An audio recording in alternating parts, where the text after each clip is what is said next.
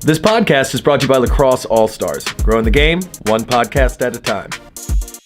What's going on, everybody? Welcome to the Lacrosse Podcast, brought to you by LaxAllStars. I'm Justin Skaggs, and we'll be joined in a moment by my co-host, Rich.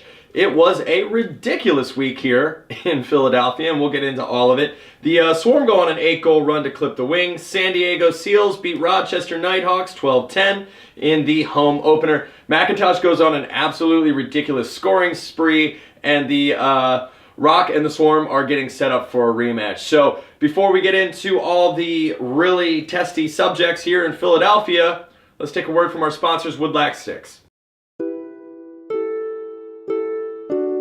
Wooden sticks haven't died, they've just evolved. A hickory box lacrosse frame can still be used. It can play against plastic and metal, and in the right hands, it can win. When it's all said and done, and my stick making days are over, it's humbling to think that my sticks will still be out there.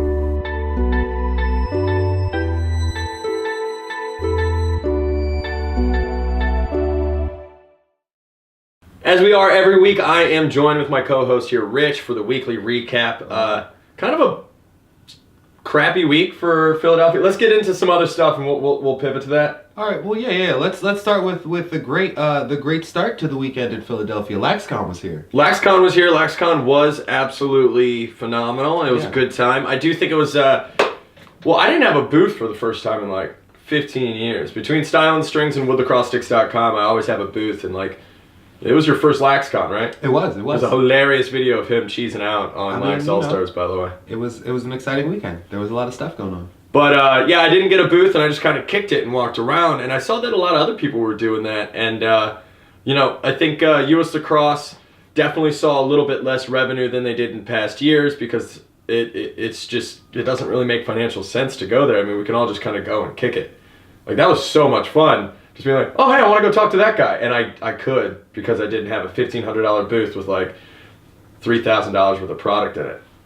So, I know I'm just saying that to someone who's never even been there. I was going to say, you've never seen the other side of that annoying coin. This is my first time seeing any side of the coin. But yeah, it was here. I just saw the coin. It was here in Philadelphia. And honestly, going into the game, spirits were pretty high and everyone was enjoying themselves. Oh, man. Yeah, it was like my first Christmas. It felt like.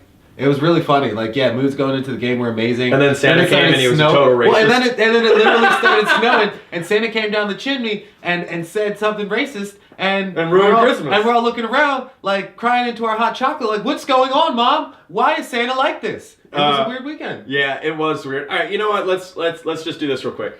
I'm going to run through the games. That makes sense. If you want to throw something at it, we'll be done with this in 30 seconds, and we'll talk about the meat and potatoes. There's some good stuff going on. All right, so Georgia-Philly. The number one team in the league came in and ran 8 goals down the throat of the Wings and leave us completely winless again. Well, yeah, but also we came back on a serious, we made a serious comeback during that game. Oh, sweet. We do that every week. It's not working. Yeah, I mean, but we also did that against the best team in the league, so. Yeah, it's true. Toronto, Colorado, you had some thoughts on that? Yeah, that game was exciting. 11-10 by the way. Yeah, it was a nice back and forth. It went down to the wire. Colorado's still having a hard time out of the gate, but that was still a good show. That was a pretty exciting game. It's a rough start to the season, but it has a little bit more promise than somebody like the Wings do at this current point in time. Well, I mean, Hey, what are you going to do? You can be a strong, defeated team. Sure. New England and Calgary. New England 16, Calgary 10. Saskatchewan, Vancouver, those were 2 games that had pretty decent point scores and pretty dominating offenses. And then San Diego, slow clap for San Diego. You know what? That coast, it's great for the West Coast to have a team like that, and it's great to see an expansion team, do so well. Hey man, coming out the gate. They're not looking like an expansion team. I mean, I feel like, and honestly, that it's the same thing for the Wings. Like. They're not looking like expansion teams. They're looking just as strong as everybody else in the league right now. I disagree. Hey, somebody's got to lose a game. Like, I mean, everybody loses some of them. What Yeah, well, they have the same score that we did at the last night tournament right now. And do you remember what place we had in the last night tournament? There were a lot more teams in the last night tournament. Yeah, we had 0 out of 120 something, or something like some ridiculous number. Yeah, boom. I'm just saying, it is what it is. San Diego's putting up for their city and actually giving them something to watch. So, guys, I know that was a brief review. We'll give you guys some thicker content next week. Actually, we probably won't because I'm going to Havana for a much needed vacation, and you guys will be hanging out with the lovely Richard here solo. Hey. So I can't say what you're gonna get. It's whatever he's gonna bring. We'll turn on the heat lamps and we'll drag some palm trees in. You know what's really good about a podcast? No one can tell that your headphone's not plugged in. Yeah. I was wondering why it was so quiet in here. Plug this. It made complete sense. I was wondering what you were doing. I couldn't tell why it was quiet, but it's peaceful. All right, guys, we're gonna take 2 seconds and hook this dude up. All right, and we're back in it. Let's talk about. That is nice. Yeah, dude. Sound. What the hell? I like that you just went with it. You're just like, you know what? I thought maybe I am right next to you. I thought I'm right next to you. I can still hear you. Yeah, it's fine. So the real issue with this entire week was the racist comment said over a loudspeaker to 16,000 people, and was that on Bleacher Report Live? It was. Oh, Johnny. Shout out to Johnny Vegas. I actually just saw it on Instagram. He reposted the clip, and I was like, oh man, I forgot it was on Bleacher Report. Luckily for the Bleacher Report crowd, they actually have their own commentary over top. So maybe you couldn't hear it as well, but in the arena, all we had was the commentary. So the mood there was a lot different. But yeah, you could hear it on Bleacher Report also. Let's get sincere real quick here. Obviously, this is the city you and I reside in, and furthermore, raised here, man. Yeah. Furthermore, I think I said a statement on my Instagram page. I know you've been vocal. Everyone's been vocal, and what I think to be the only positive from the entire thing is the consistency of anger. Everyone is mad. There's not your standard person coming out of the woodwork saying like, "Oh, you're blowing it out of proportion." I mean, those people are out there. Oh, yeah. You can go through every. There's always, I was gonna say, there's. Yeah, but anybody that you would actually respect or care about isn't showing a disproportionate difference from the common sentiment that was both obscene, ridiculous, and as hypocritical as it was racist and ridiculous. I did hear someone say, "Oh, you don't ever want to see someone lose their job." Yeah, you do. Oh yeah, you do. I was waiting to make my comment, but that's absolutely one thing that I disagree with. It seems like a lot of people. This seems to be the 50-50 issue, which I think seems to be a bigger issue is the disproportionate feelings about what repercussions for these behaviors should be. And yes, this is a teaching moment. I think learning involves discipline also. So like retribution would be you have to do diversity training. You have to learn from this and absolutely grow. Or discipline is you losing this position that you had. Yeah. Because for you to keep this job, that means that what you did was okay. No matter what training you go through, it means that someone can do things that are offensive to entire cultures of people and have nothing happen. Like, you going to a class because you did something racist is not you being disciplined. That's you doing the bare minimum, honestly. I thought of a really great analogy the other day, and I've been saving it here because we have to make sticks. You know what I mean? So we talked about this over the weekend, but for the most part, I figured we'd have our forum here. Any job at all, in any infraction, I'm not relating one to another, I'm just speaking on infractions. If you're a bus driver and you crash that bus, not only will you have to go to driver's classes to ever get to do anything in a vehicle ever again, you're also fired for crashing that bus. Or at least suspended for a good amount of time. I think you're fired. You crash a SEPTA bus and it's your fault, it's blatant, you're done. Yeah, yeah. You're done, you're sued. If you're texting and you crash your SEPTA bus, absolutely. Yeah, absolutely. Yeah, no, so like... That's not like a, oops, like, something, like someone ran a stop sign and I didn't hit the, it's not like a, oops, like it was a honest mistake. That's like, what were you honestly thinking? You weren't? Or yeah, like either way. You're there to. No one else should have to go through that when they're forced to. You're the person in charge of their experience. Let's make a non-analogy and say that same SEPTA driver just said something equally as racist over the loudspeaker. He's also fired. Yeah. He's also fired. Yeah, it's about the position of power. Like, everyone in that arena was. I mean, we could walk out, but that means that we just got robbed. Someone forced us to pay money and then leave an uncomfortable situation that we were forced to. No, that's entirely the point.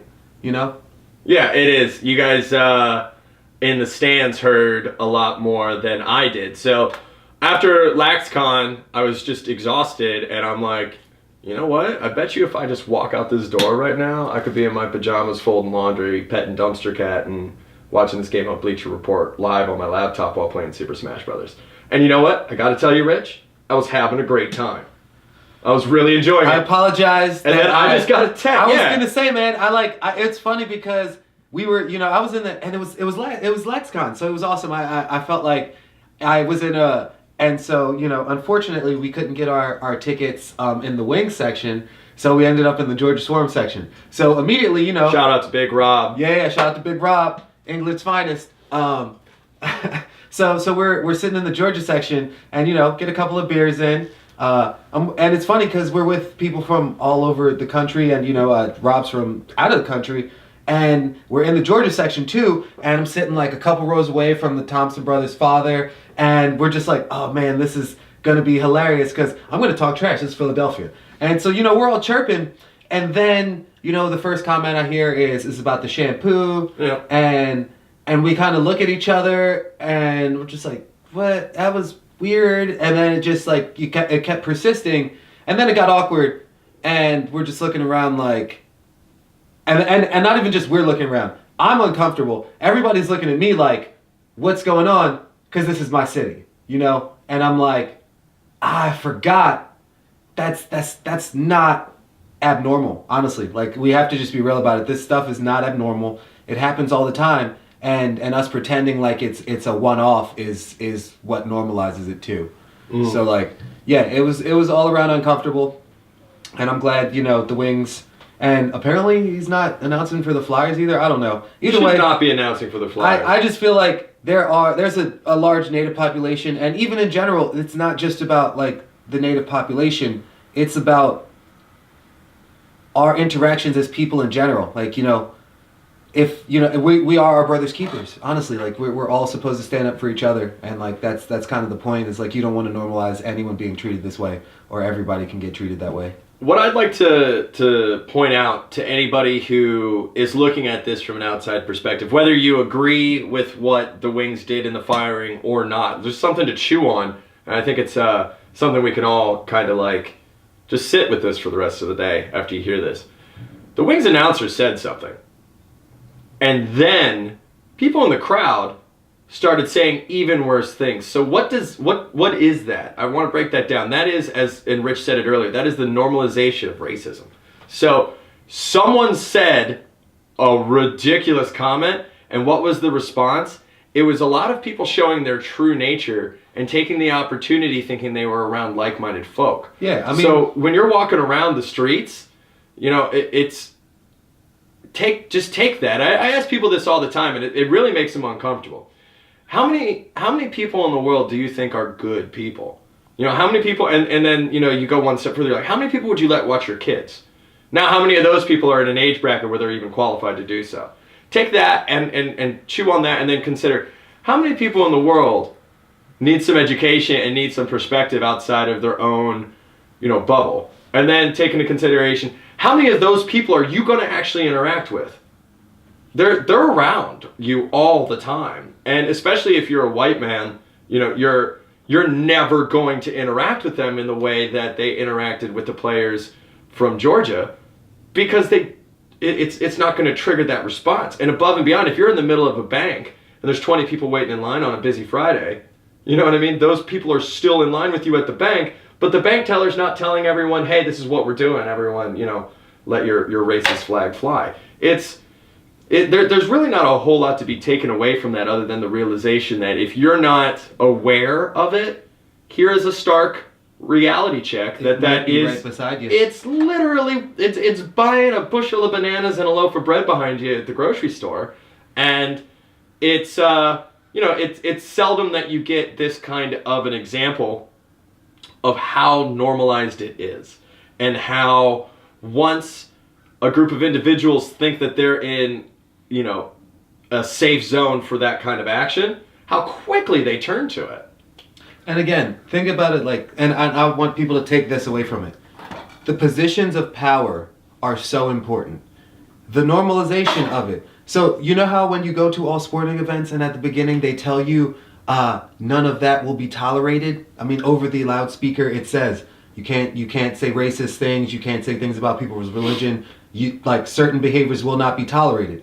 When the announcer is saying those things, yeah. Of course the fans can say them. It's tolerated. I mean, and that I don't know. I feel like it's kind of that simple. Can't happen. They say at the beginning, you're supposed to get kicked out if it happens. And the announcer did it. Well, Rich, I'm going to go ahead and do this, and I know you've done it in the past. Guys, there's no way that this solves anything, but apologies don't really come from too many places. So as a person who hangs their hat in Philadelphia and does their trade in Philadelphia, I apologize for Philadelphia and how they interacted, and I apologize for not only the announcer but the people who said it, because those and granted they may not even be from this city, but the people in this city didn't throw their beers at them and hit them with their shoes. They didn't get run out of the stadium. And I don't think, honestly, I don't think the Wings did a good enough job initially coming out and owning it. And the first person who owned it deliberately was the guy who ended up losing his job. That's really not a good showing for the organization. So I don't work for any of these people, but you're not going to get a sincere apology from most people in Philadelphia. So I'm sorry, and I'm embarrassed that the city acted that way. Yeah, it feels like I invited people over to my house and my roommates acted a fool.